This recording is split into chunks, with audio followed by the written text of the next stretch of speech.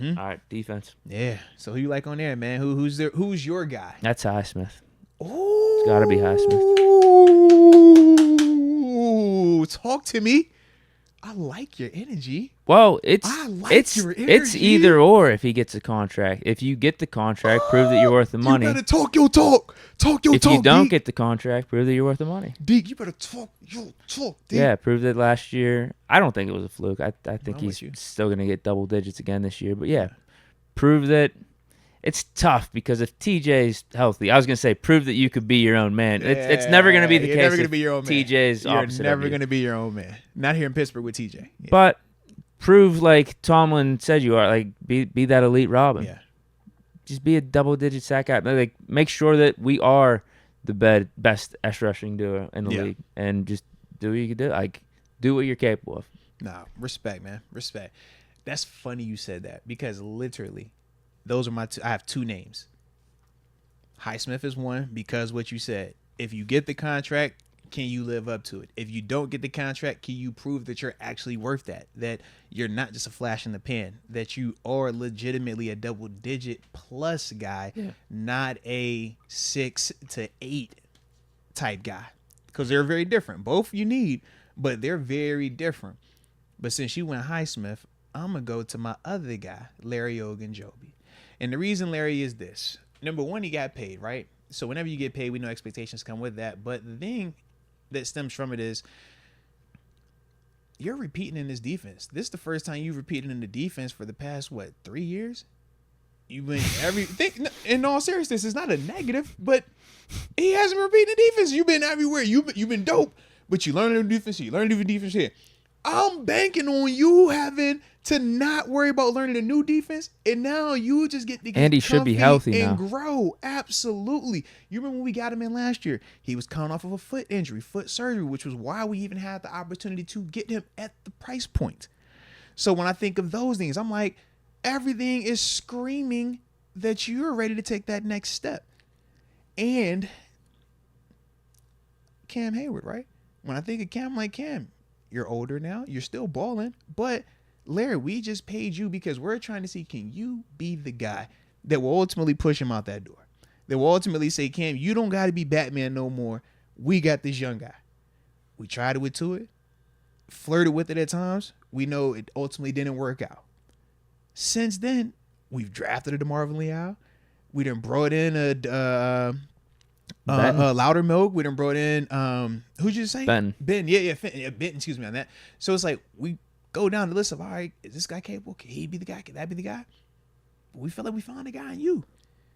Now you got to actually go out there and show it though, and that's the thing. I think he's capable of it, but that's why for me, I'm like, I want to see that. Like, go from just being the cool, all right, this is a breath of fresh air. We know you're familiar from Cincinnati and from Cleveland, but now it's like, nah, come be the guy. Come be the guy when we're talking about them interior D linemen. Why not? So, Pass the torch in a way. absolutely, man. I Absolutely. don't know if Cam's ready to give it up just yet. He better not be. That's my dog. He better not be. You better fight him like a son of a gun. And I believe it, too. I think he got one more year. One more year of holding it off. Dude, our D-line's stacked. This team's Yeah. just stacked. It's loaded. I mean, and that's kind of why I brought up Pickett. It's just when you go through and break down the roster, wow, O-line, we're looking good. Receivers, looking good. Yeah. Tight ends, good. Running backs, Najee, Jalen Warren, good. Yeah. All right, Pickett. Yeah. I mean, it's yours. Defense It is is. good. The keys Definitely are is, yours. man. No, it definitely is, man. And he's going to be fine. He's definitely going to be fine. We're going to be winning games. I'm with you, man. I'm with you. All right, so I wanted to look back through because I did see some of you guys in the comment section putting who you thought was the most, or which player had the most to prove on offense and defense. So we're gonna go back through and read some of those. If you have not typed those names in, though, drop yours in the comment section, man. Which player on offense you think has the most to prove? Which player on defense you think has the most to prove this upcoming season? How about this one? John Easton, Broderick Jones, most approved to me. Ooh. Left tackle's important. No, absolutely. And you talk about the pedigree. Where we got you. It matters. So expectations are going to be high, and you're trying to take over for Dan Moore, who's been a good player. Not a great player, but a good player. So there isn't even a guarantee, you know? Like, just in terms of at this level, what Dan has been able to do for 2 seasons, it's not a guarantee that anybody is just going to come in here as a rookie and just do that day one. But he's a good opportunity, though. Stan Clare says Holcomb. Oh, I like that. That's a good one. That's definitely a good one. Cole Holcomb, yeah, I'm surprised we might get a Mark Robinson. I wonder if someone could give us Mark Robinson. This one's not Cole bad. Holcomb, I could definitely see John that. Doe says he actually says I have faith in Pat P, but Pat P is not a bad one. You still got it. Though, yeah. In fact, I did see somebody else actually say Pat P though. And the thing is this, man, as you get older, especially in those type of positions where you're out on the perimeter where it's a speed game, typically a speed game is a young man's game. So the longer you play it and you start to get older, that's always going to be the question. Can you do that? You have to prove that each and every year. He actually did say that in a comment before that. He said most improved on defense is Pat P. Yeah. But then he said I have faith in him, though. No, respect.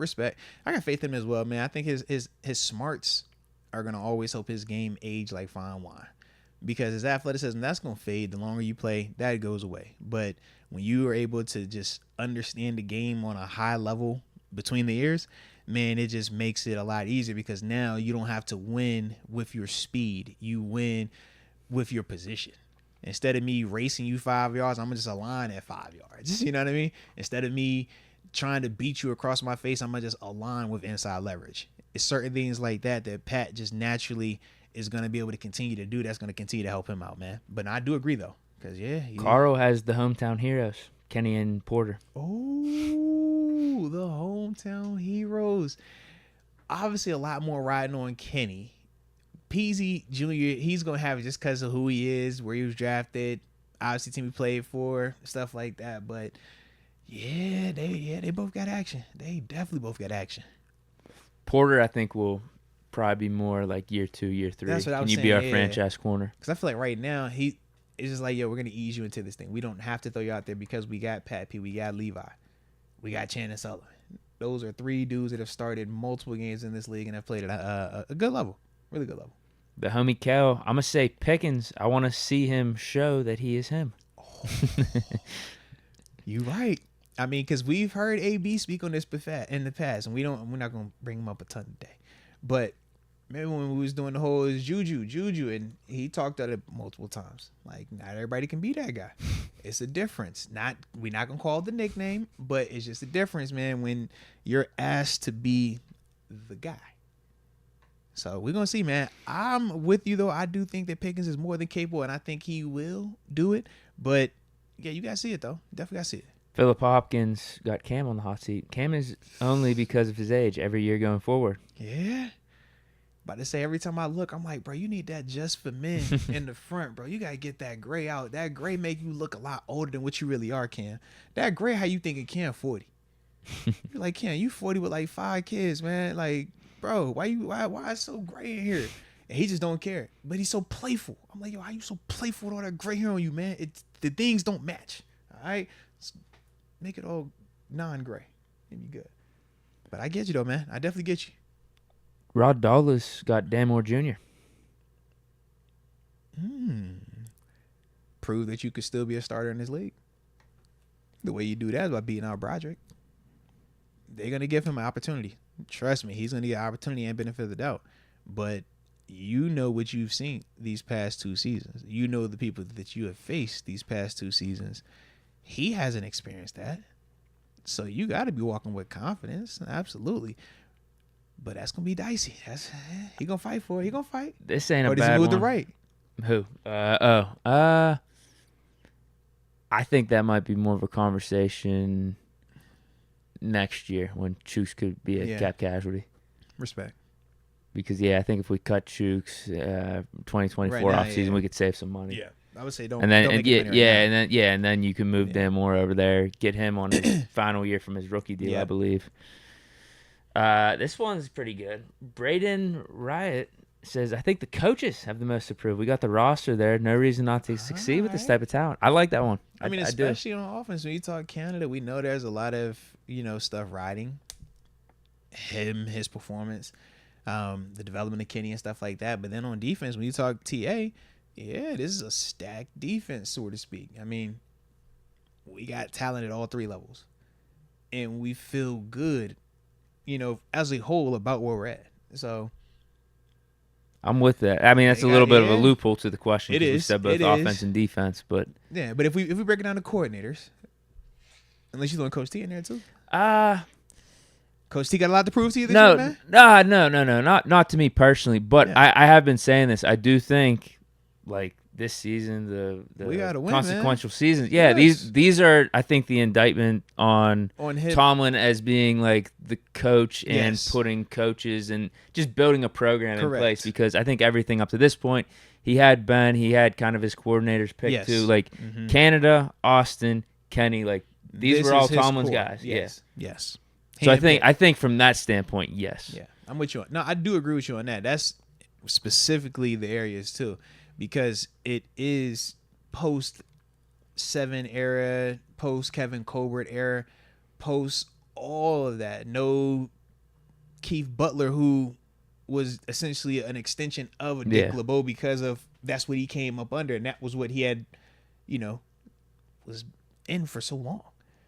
That when he came over, we joked about it. It was like, it's the same exact defense. You just add a little, Tampa 2 element to it. That's it.